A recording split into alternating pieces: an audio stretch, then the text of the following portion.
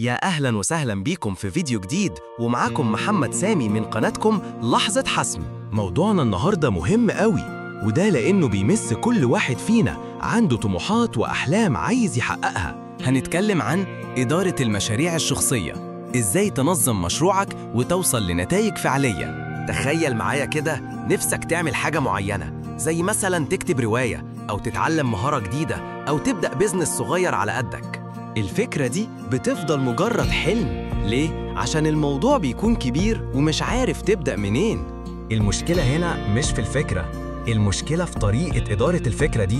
كتير مننا فاكر إن إدارة المشاريع دي حاجة معقدة وبتاعت شركات كبيرة بس، لكن الحقيقة إن كل واحد فينا عنده مشاريع شخصية في حياته. إدارة المشاريع الشخصية هي مهارة مهمة جداً، وهي اللي بتخليك تقدر تحول أفكارك لواقع. في الفيديو ده هنبص مع بعض على الأساسيات اللي هتساعدك تدير أي مشروع شخصي، وهنتعلم سوا 5 خطوات عملية وبسيطة هتخليك تنظم أي مشروع في دماغك. يلا بينا نبدأ رحلتنا ونشوف إزاي ممكن نحول أحلامنا لإنجازات حقيقية.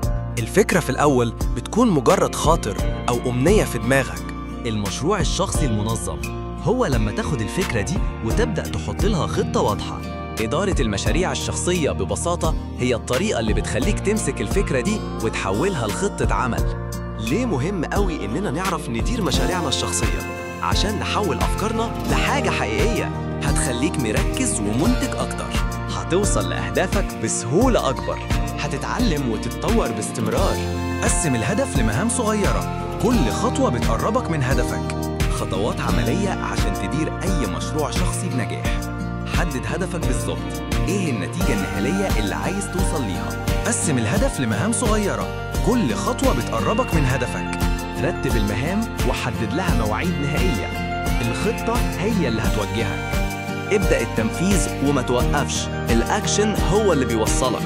قيم النتيجة النهائية وتعلم من التجربة، كل مشروع درس جديد.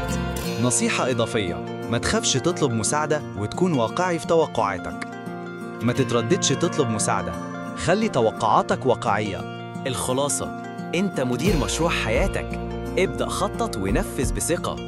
إدارة المشاريع الشخصية مش حاجة صعبة زي ما ممكن تكون متخيل. لما تتعلم الأساسيات دي هتشوف فرق كبير في قدرتك على تحقيق أهدافك. يا رب يكون فيديو النهاردة مفيد ليكم وملهم. لو عندكم أي تجارب أو نصايح تانية شاركونا بيها في التعليقات تحت الفيديو. وما تنسوش تعملوا لايك للفيديو لو عجبكم وشير، ولو لسه ما اشتركتوش اشتركوا وفعلوا الجرس. أشوفكم على خير في الفيديو الجاي.